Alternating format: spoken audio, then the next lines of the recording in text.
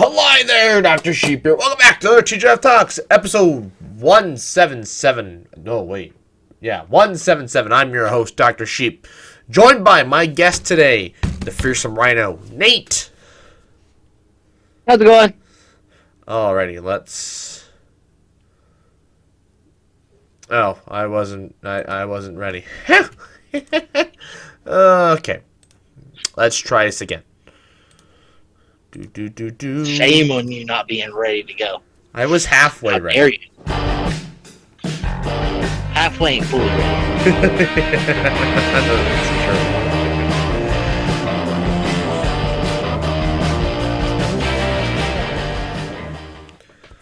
true. Alrighty. It happens. It happens. Oh yeah. Well, life happens a lot. Yeah. Well, it's been a while. I think it was January? Oh, roughly. Yeah, I believe so because the last time we talked, it was back with Buck, and we were planning, and we're talking about 2024 and everybody's goals.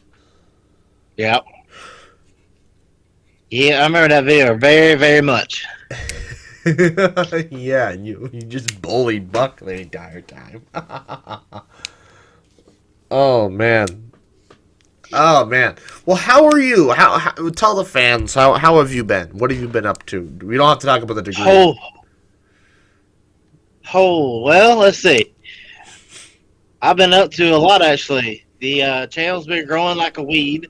I'm actually on track, actually more on track than what I thought I'd be to hit my goal of 60K by the end of the year. Good. If I keep at my current pace, I'll actually be at like 80 or 70. All right. So that's looking good right there. I mean, I've had a couple really hit videos. I've had February, like once we got done with that, I had 2 videos hit over 400K in the same month. So All that right. was impressive. One of them looks like it's about to hit 500K. So looking like that's doing pretty good. I mean, life's going great. Got a new truck. I mean, couldn't live life. I mean, just living. That's where I'm at. I need a new truck too. It's I replaced the brakes yesterday, and my uncle looks at me and he goes, you need a new truck tomorrow. I'm like, oh, how wonderful. Good to know. The ball joints in the front are completely they're done. And yeah, that was. And he's like, that's probably $1,000 to replace both those. And I'm like, well, so my model of vehicle at 180,000 miles, there's a known fault with the vehicle that will probably go out. And it's like, okay, do you put the $1,500 in? Because I know it's not going to be just 1,000. Do you put the $1,500 in to make it go another 10,000 miles and then it's dead? Or do you just decide to put a bullet in the engine block and go buy a new vehicle? Not metaphorical bullet. You know. So this is with everything I just learned here recently. I say you go ahead and get a new one. Yeah, that's the plan. I gotta start shopping. The reason I say that though is because I don't know if you know this or not. Vehicle prices of used vehicles is coming down. It's getting better. Except I'm really the real problem is, see, I think I would be okay with not getting another truck. But my dad's pretty adamant that if I didn't get another truck, I'd instantly miss it. A, you will. B, a truck holds more value than a car, so a truck is always the better option. Yeah, well, I was looking at like an Escape. So not a car. Even an Escape, dude, a truck holds better value than that. Yes, it does. So when I was trading my truck, we were also I had my mother there, and she was looking at getting her truck back, her car valued at, and we bought both our vehicles the same day. Her vehicle has 5,000 negative equity, in the same amount of miles as mine does, but the difference between it is hers is a car, mine is a truck, and my truck was positive 2,000 equity. Jesus. So trucks hold their equity better than a car does. They certainly do. Well, then the problem is, right, I'm a Ford person. So Ford doesn't have any. So, okay, what do you want? You can't, so like, most of the time, most people, you'd probably be like, okay, buy a car. If you're looking for something used, buy a car from like 2016. That's about the right time now. By the right time frame for my budget is a vehicle of 2016, maybe a little later. Problem is, Ford didn't make any small trucks in that time period. So it's like you either go older, I basically just moved laterally. It's still it's an old vehicle. I didn't gain any modern amenities, really. I didn't really gain anything. I just moved laterally, and it probably has fewer miles on it. Or you move into now, we're like 2018 is when they started the new Rangers, and so you move into that, and it's like, well, although I'm kind of hoping I'm gonna have to see.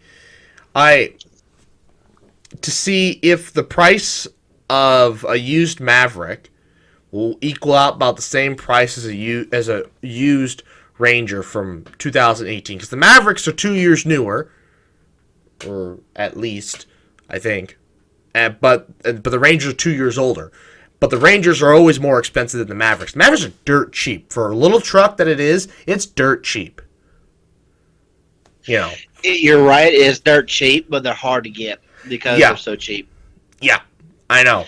But it'd be great. It'd be perfect. It's just because I basically drive what was Ford's. I wouldn't say the equivalent. It has a bigger engine in it than the Maverick has. A Ford Explorer Sport Trek. I don't know if you can picture that. So can I put my little 2 cents on all this? Sure. So this is where, coming from a Ford person as well, okay? So you got to understand, my love and heart is always with a Ford. Don't get a Ford. Is that that's what we're telling me here? I'm gonna tell you, go to a Toyota, because listen to me. This is what I did. Toyota will work with any financials you have, and they'll get you in a truck that you actually like, a Tacoma, and it can honestly get you in a newer Tacoma better than they can an older Tacoma, which is what they did with me. On top of that, they will also help you out with everything overall, and their vehicles hold the Tacoma, first off, is the best, and this is proven. The Tacoma has always been the best holding value of a vehicle. So say when you get 4 or 5 years down the road, or 7 years to pay it off, when you go to get like another one, that vehicle is still going to have a ton of value compared to a car or a Ford or a Chevy. Also, this is a true statement, Toyota is the only manufacturer that I have found, this is what I'm saying, I have found, that will cover lifetime powertrain warranty on a vehicle that's under 7,000 miles. They will cover anything that oil touches on a Toyota vehicle if it's under 75,000 miles when you buy it for your life. Isn't a Tacoma Isn't a Tacoma kind of big though? It's kind of like in a weird spot because it's bigger than a Ranger but smaller than F-150, isn't it? No, Tacoma is a small size truck. It's not a mid. I count. Because I've seen videos, it just seems big. They seem a little bit roomy and stuff. They're the good trucks. They're good sized trucks. They're not very, very big at all, in my opinion. They're small. But they're big enough, like they're big enough that they can fit a 6'5" person in them.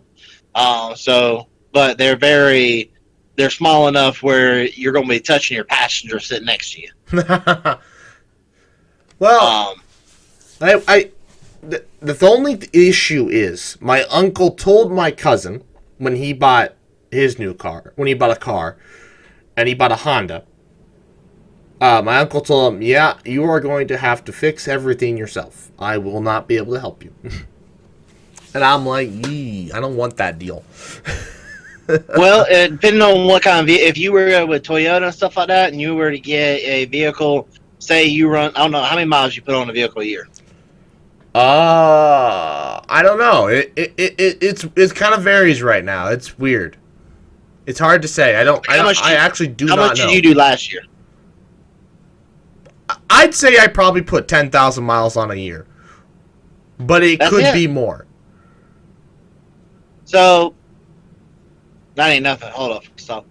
So Toyotas is of course if something breaks to the Toyota and it's like the engine or something like that, over your entire life Toyota will fix the engine. First off, second thing, as long as you're paying payments, if something breaks while you're paying payments on it, it's bumper to bumper warranty. So well, there's a chance if like depending on how much the vehicle is, I might not have any payments. I've got some money.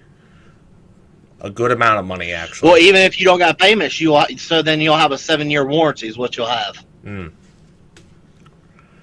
don't know. There's a lot to consider. I just know that if I do go foreign, that my uncle will disown me, and he'll be like, I'm not going to help you. I'm like, okay. So technically, this is where you can prove your uncle wrong. First off, this is not a foreign vehicle. They are actually assembled in the United States. Wow, same as Ford, Chevy, and Dodge. But like he doesn't know his way around. You know, he wouldn't know his way around a Tacoma like he would a Ford. Now that's kind of true. But a Tacoma is, in my opinion, especially if you get like a very base model, they're very easy to work on yourself. Although, hold on, where's your oil filter? Because I heard in some of the foreign cars and vehicles, they put the oil filter in the wheel well. You have to take apart a stupid plastic shroud to get to the oil filter. To be honest with you, I have no clue. When I bought my Tacoma, it came with 4 free oil changes. So I didn't. Before I traded that thing in, I never got to change the oil myself. Well, lucky you. I just did that today too. I made my dad crawl underneath there to get the bolt out because I could not. I was planning to replace it today, and so I was like, well, I'll just make him get it out, and he did.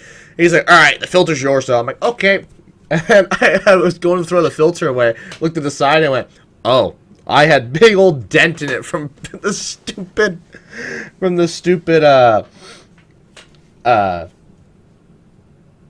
oil filter wrench, and I'm like, well, hopefully I didn't do that to the new one.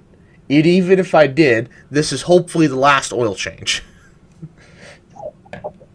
Yeah, that's something you. What? Yeah, that's something you will hopefully I only have to do one time as one change. That's the way I usually say it is. I say Toyota, they work with you better than any Ford, Chevy, or Dodge. Hold their value, and at the end of the day, that's what I look at. I look at put your money in something. You are breaking up a lot. Put your money in something you can retain value.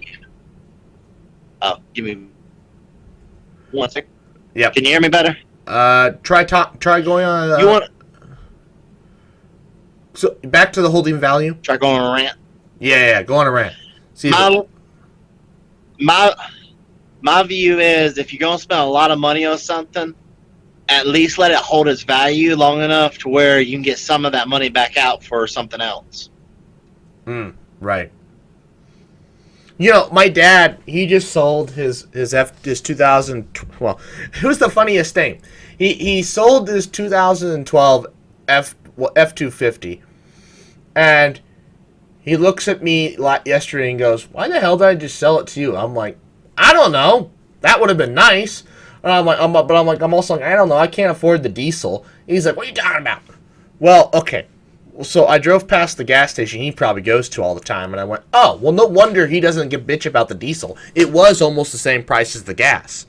But then I drive past where I get gas, and diesel's $1 more. So it's like, yeah, I'd have to leave town to get it. Although it'd still get me better mileage than my current vehicle. Not a lot more, but it would get me more. But although that's huge. See, that's something people don't understand. A diesel has better gas mileage than a gasser. Well, okay, the vehicle's also 10 years newer. Well, no, just overall, if you go look at if you go look at like a Ford truck that's gas, and look at the comparison of the exact same truck just being diesel, that diesel will get better mileage. Are they really? Hold on, we're gonna look this up here, folks. Okay, we want to go to the Ford build site.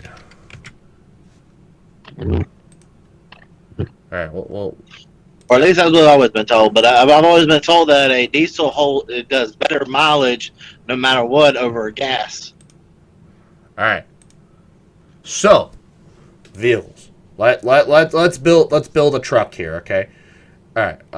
Trucks and vans. All right. So we want to compare. They make a Super Duty in gas, don't they? Right? I want to say they do. I think I've seen a Ford F-350 in gas, if I'm not mistaken. I may be wrong. I believe I've seen a 250. I know for a fact I think I've seen a 250, but I don't know. Location. This time. Okay. Build my... my God. Okay, F-250. Hello? Are we gonna... 6 miles... Why is it... I want to build. Why? I don't want to shop. I want to build. Why is it... What is it doing? This is weird. Normally, you just go to vehicles, trucks and vans. You click on a vehicle.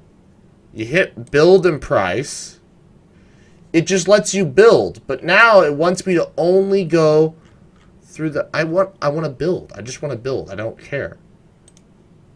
Models. All right. 2004 F250 XLT. We probably want to keep things relatively simple here. Lariat. We'll just go with the basic. I want to build and price. I don't want to view local. I do not care. Oh, why? Build your own. I literally, it still wants to, whatever. Fine. Alright, we want crew cab, 6.5 foot box, rear wheel drive options. I don't even know what these mean. Direct, what's the SRW? That's a new one. Oh no. SRW.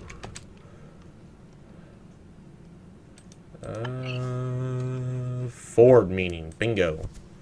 Single rear wheel drive. Oh, we want dual. Compare my... I thought I was built... What is... Does the Ford website not let you just build anymore? I don't think they do. So, if I'm not mistaken, Ford's having a lot of issues right now getting vehicles built. So they're not really taking a whole lot of custom orders right now. You have to go to a dealership to get it custom ordered. Oh, I didn't realize that has my... Okay, well, whatever. I would edit that out. So that's why it will not let me... Oh, here we go. This, I think, will actually let me build... maybe. We'll see. Shop. Searching. Build and price. Okay.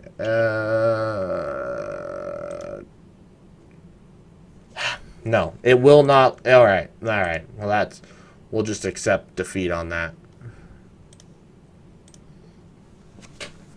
It won't let me just build a vehicle. Fine. We'll just Google fuel. Do it the way.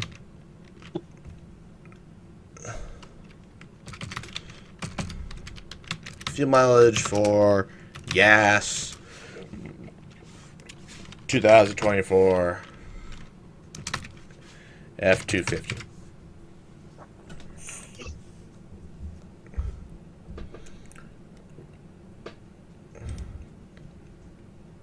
All right, gas versus diesel, MPG. Battle these two.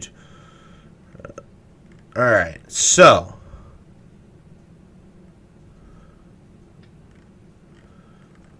why can't we just be what? Okay, so different power stroke, turbo diesel is, or over a new gas. This is why I'm talking these two news on our Denver 100-mile loop.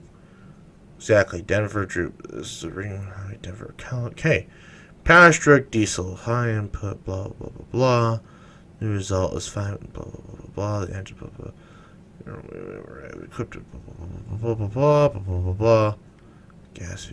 Spoiler alert, I was able to get 16 miles to gallon for the F-250, for the 7 power stroke. Why are they getting... But this mileage is still bad, though. Like, my dad gets better mileage in his older diesel F-250. So, the way they do it... got mileage through this. So, the way they do it, in my understanding at least, is they give you the bottom of the barrel, what's the worst miles you can get. Well, no, these guys did it in like a real world setting, and they only got 17, miles to the gallon in the diesel. And sorry, they got 19 miles to the gallon in the diesel. But like my dad's gets like 20 over 20.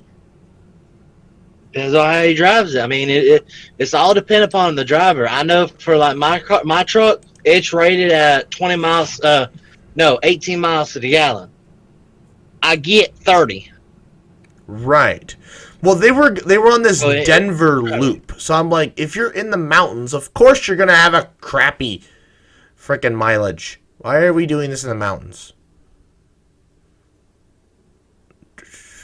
I mean, it still should have given you the information you need about it. Well, it wasn't, it was just some blog. Yeah. Oh, well, the gas did beat it, though. No, sorry, it was the other way around. The gas got 19 miles to the gallon. The diesel only got 16. Or no. Okay, so I mean. Or no, sorry, no, it was the other, I don't remember. It was whatever, it doesn't matter. Point is, it was super freaking close, and honest to God, I still don't agree with these MPGs. The V8 got 16, the diesel got 19. Okay, that's what it was. Okay. So, yes, you are getting the better mileage. But when you're paying $1 more per gallon of fuel, it doesn't work out mathematically. Unfortunately. Unless... Kind of does. Well, I mean, in this case, it wouldn't. We'd have to be getting...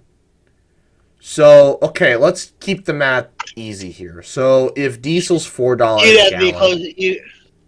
You have to be getting close to what I get in my truck.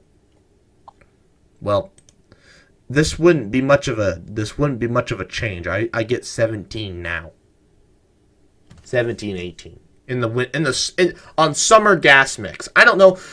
Down in Georgia, do you guys get winter gas mix? No. No, you lucky bastards. Because when I put winter gas in my truck, I lose almost 100 miles of range. Well, yeah, because you're putting a lot of preservatives in your vehicle at that time, so preservatives are made to wear off faster. Yeah, it's rough. I shouldn't say 100 miles. I get about 50. I'll probably get 50 to 70 more, because in the winter, I push 280 miles at the most. Mm-hmm. And I'd be filling up at like 18, 20 gallons. Yep. In the summer, I just pushed it to 22 gallons by accident. My gauge is broken, apparently. It still said I was not on E and the light was not coming on. And I'm pretty sure it's only a 23-gallon tank.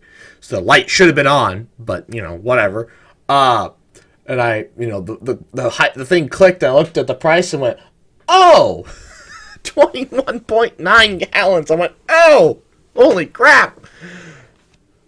She was thirsty, but she went 380 miles. So I was like, all right. So I've gained about 70 miles worth of range. I don't know. I know today I almost had a heart attack filling up my new truck. Why? How big's the tank, or how small is it?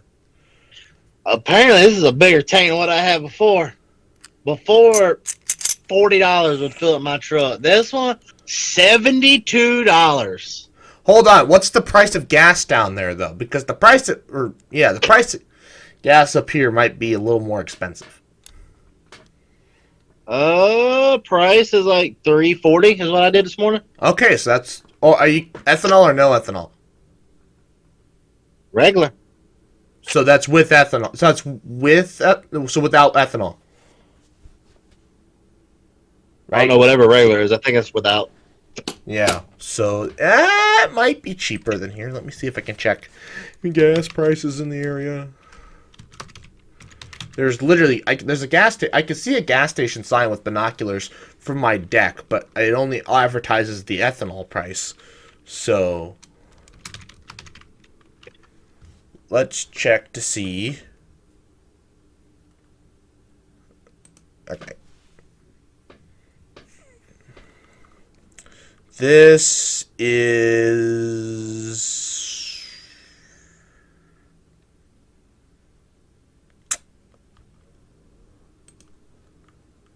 It's gasoline price. Hello. Nebraska.gov has a frickin' gas thing. It doesn't work. It's loading extremely slow. Reload. Alright, never mind. The Nebraska.gov site doesn't work. Okay, so no, I think your gas is still a little cheaper than ours. Because, well, it depends where you go. Because our regular is probably $2.50. $2.59. $3.59, sorry. A little more expensive. But anyways, yep. So continue. So how big do you think your tank is then? Oh, I have no clue. I know my cousin and I discovered in his old Honda Accord before it got wrecked, it had a massive tank for just a little car. It had a 17-gallon tank. So the thing got like 40 miles to the gallon, on highway. So it would just go forever. You could go to E, so you'd be coasting into the gas station. You can go 500 miles, which is insane. I'm like, what? 500 miles? So yeah, so on road trips, we'd fill it up. We could drive. We could drive all the way across the state before we need to fill up.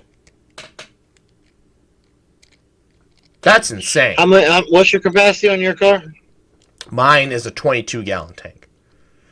But mine is a 32. Holy cow.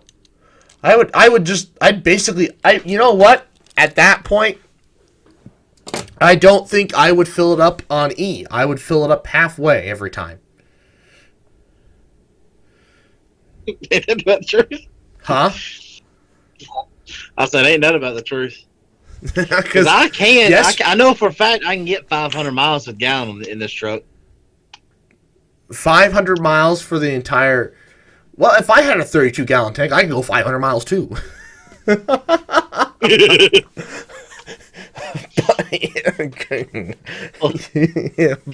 is also a full... for a full-size truck, that's impressive. I think the foreign vehicles, they put a lot bigger tanks in them than they do the domestic ones. Because Ford, so my dad back in 2012, when he changed from his I don't even know what year it was. Was it 97 Power Stroke? Was it older? The thing was ancient. But had no mileage on it, no rust. The thing was beautiful. It just sat in the garage all the time. He just used it to haul cattle. Thing had a dual tank. Oh god, the amount you'd fill up. And then he got this new the old vehicle, the old F-250, and that thing.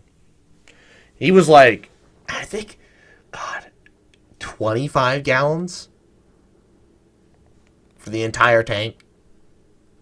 He's like, that's not enough when you're hauling cattle. You know, because your mileage dips down to 12 when you're pulling a load. Yep. But whatever. Yeah, that's interesting. Yeah, now he's got a 2020.